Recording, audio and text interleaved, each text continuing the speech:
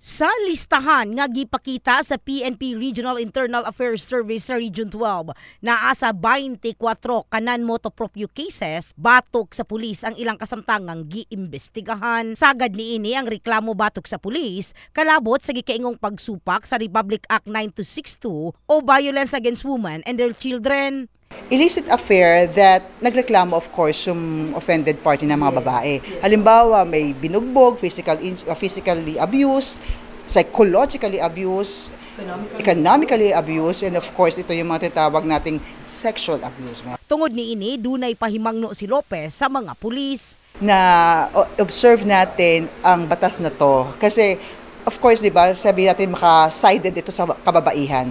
Sorry, kasi talagang fragile ang kababaihan eh.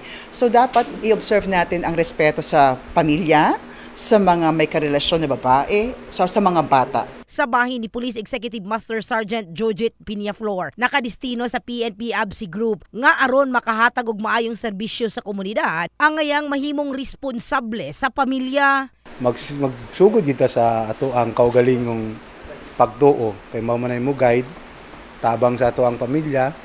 Although dili man perfect ang family, akong family dili man perfect na yung mga challenges, but at least makasulti ta at the end of the day nakasurvive ang family and kaluyan sa Dios nakasupport sa ato ang maayo atong panagbisyo. Dugang ni Lopez, sagad nga naabot nga reklamo kanila mo ang physical violence, lakip ang pag-abandona sa misis ug mga anak, ilawom sa mong balaod ang abandonment o withdrawal sa financial support ang makonsiderang forma sa economic abuse batok sa misis ug mga anak. In the heart of changing lives. Kini sa Brigada Richelle Gubalani, Brigada News.